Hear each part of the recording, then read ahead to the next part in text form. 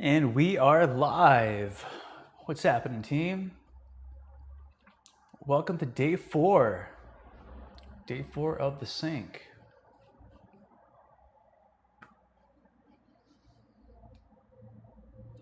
Day 4, lovely day 4.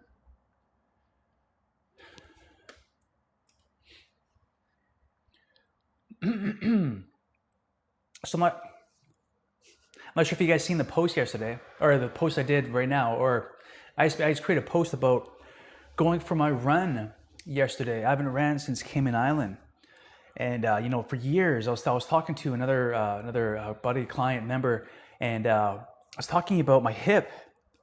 My right hip was always, excuse me, what is that? And the last time we had bugs, now it gets up on my mouth.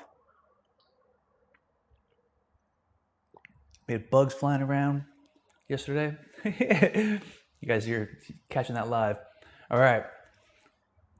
So my hip, my deep right hip was always bugging me for years. And I tried doing a banded exercise where you do a pigeon pose. You're doing the pigeon pose and the band is in the deep right hip, and it's pulling you that way outside to pull out your hip a little bit. And it was a really tough band. It was one of the really thick bands. And then because it was supposed to help out for your low back and hip and stuff. I came across this years ago. What was his name? Starlet? He was one of the guys. Sorry, excuse me for a second here.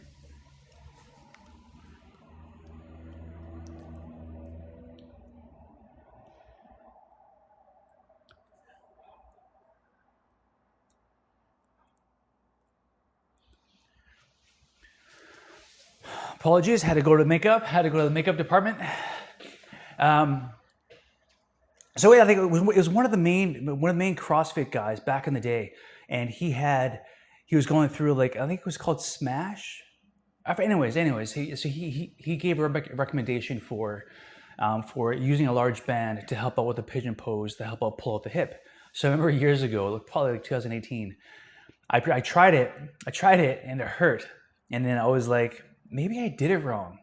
So like a couple days later, still in pain. A couple days, you know what, let's try it again, but a different angle. So I tried a different angle, hurt again. All right, so I'm like, no, I gotta get it because it seems right. It is right, but I just maybe had to recover before using that band itself. So the third time I did it, I hurt myself again. Anyways, there's just for years, last month, okay, I better just take it easy on the hip and do whatever I can.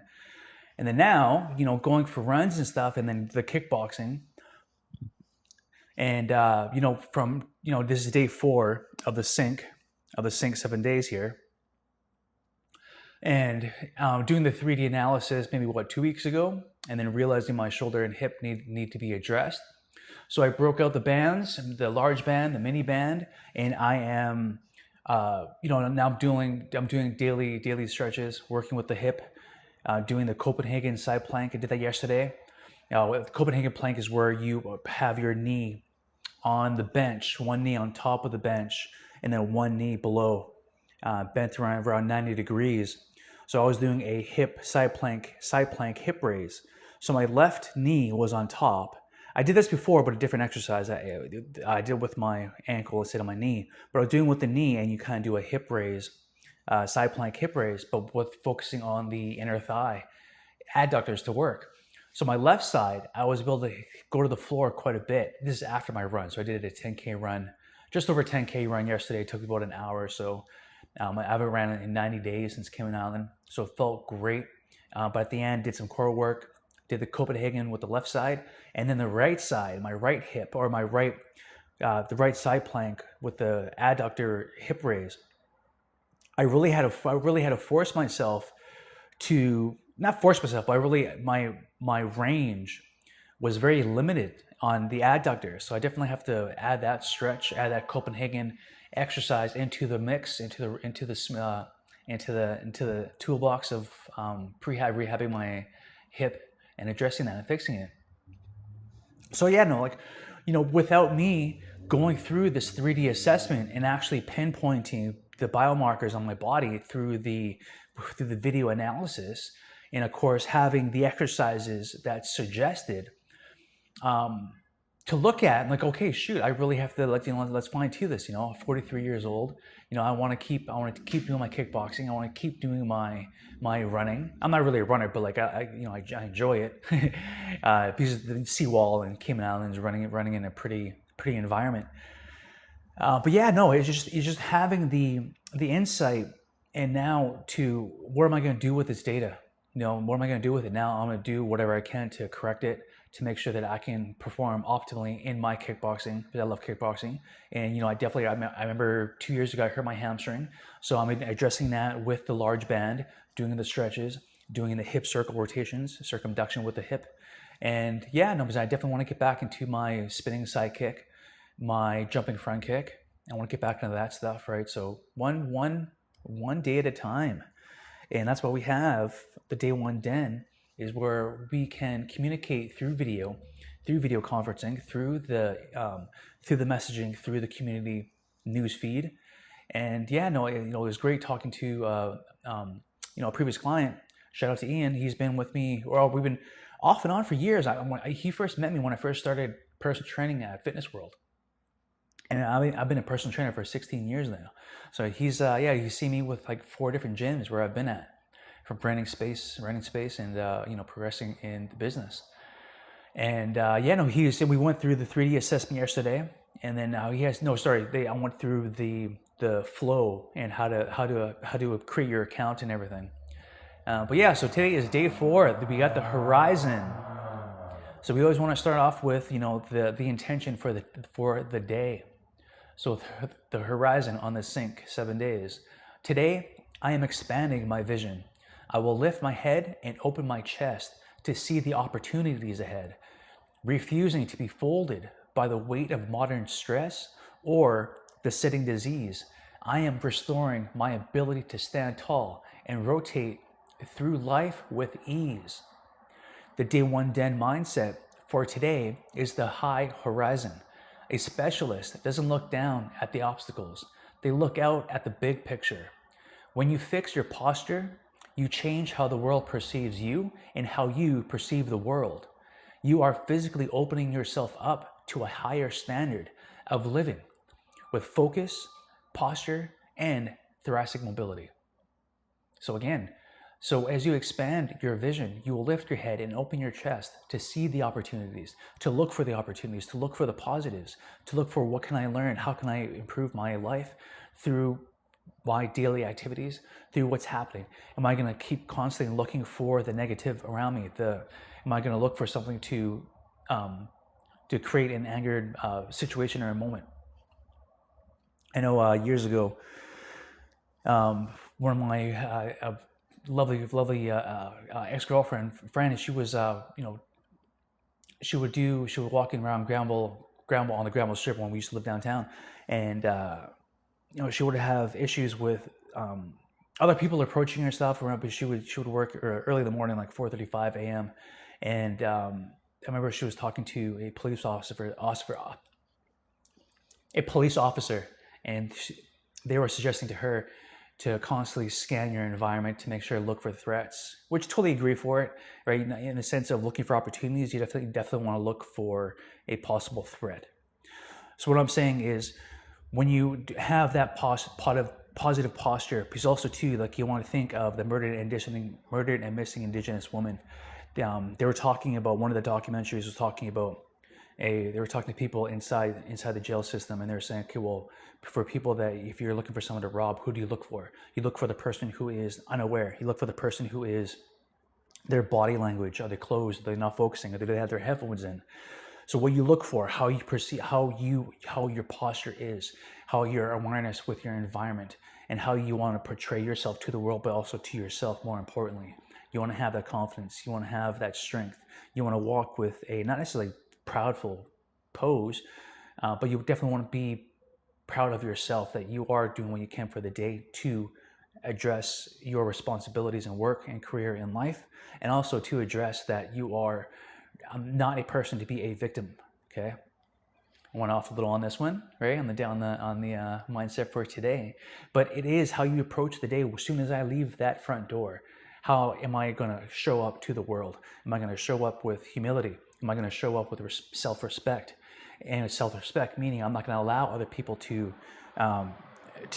walk over me. I'm not going to allow others to dictate my energy by their negativity. So I'm going to look beyond the situation and look at the big horizon of the day and how I can become or choose to be better than I was yesterday. Or in some instances, we might have a setback, might lash out in anger.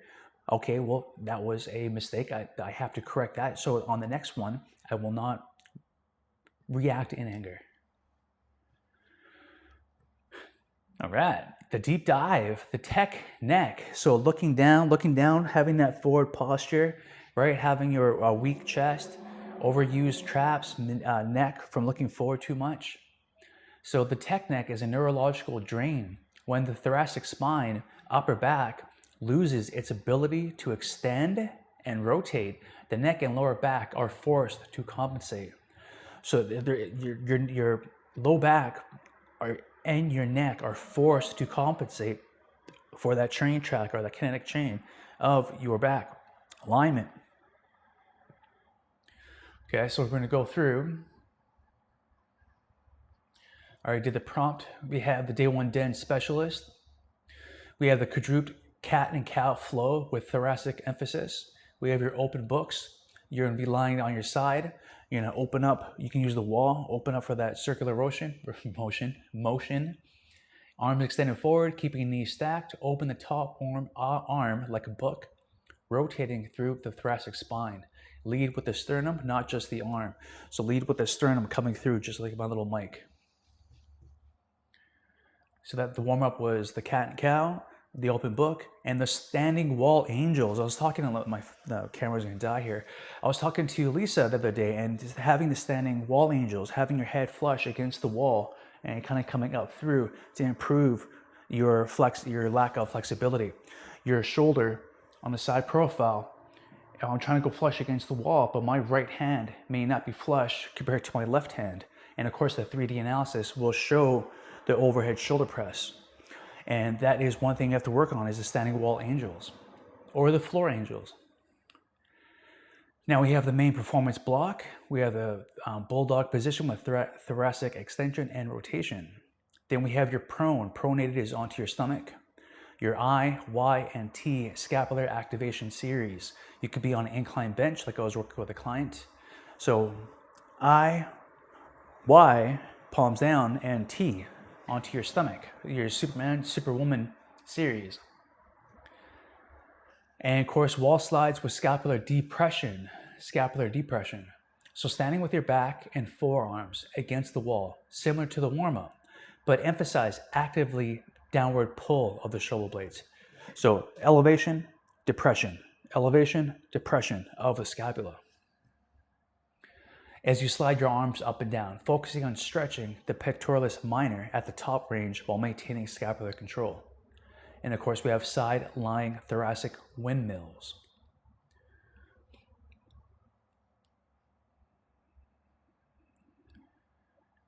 Yeah, so lying on your side, top knee bent, and place a foam roller or yoga block in front of you. This maintains lumbar stability. The bottom arm extends forward, top arm traces a large arc starting from the hip, reaching overhead and continuing to the opposite side of the body. So instead of the open book, this from here, you're lying on the side, starting from the bottom and coming all the way through. And then you can do this against the wall as well. And of course, we have the cool down or corrective restoration and postural integration. We have pectoralis minor wall release stretch. We have the supine thoracic extension with foam roller, and of course the diaphragmatic breathing. And of course we have thread the needle stretch. Again, key exercises, activations help with that posture, because today was more focusing on, my apologies here, we were focusing on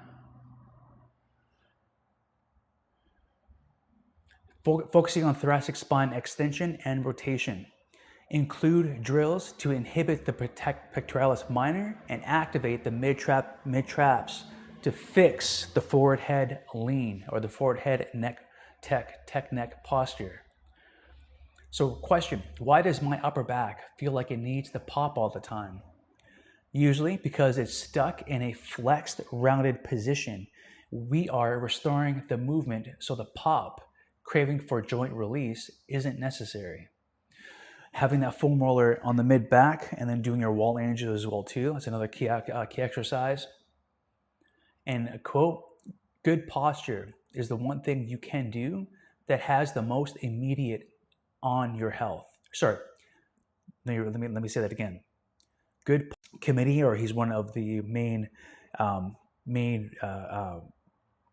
professionals there, and where he created the program design, and used his brain, so to speak, for the day one dance specialist.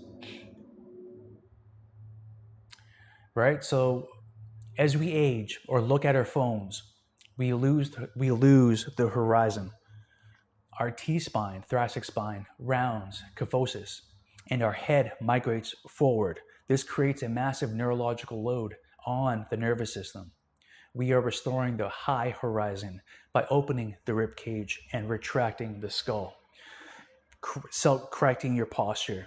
Another thing too, so if this is my spinal column and my fist is my head, now if I'm starting to have that forward lean, the head, as soon as it comes off the center line of gravity, my head, all that weight is going to go onto my neck and to my spinal column, which will further create discomfort, pain,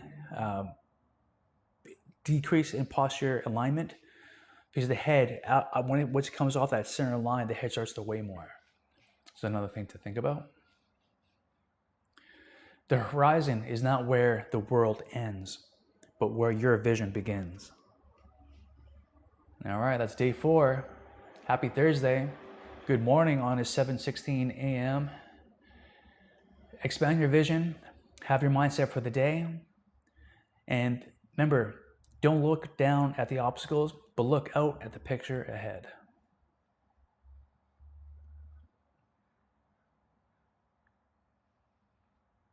Hope you guys enjoy that. Love to see you guys inside the den. For example, let's say, so if we had a group coaching call, I would take this off and we will jump on the video coaching call inside the school here. And tomorrow is Friday. We have day 5 of our sync program. And yeah, take care, guys. See you.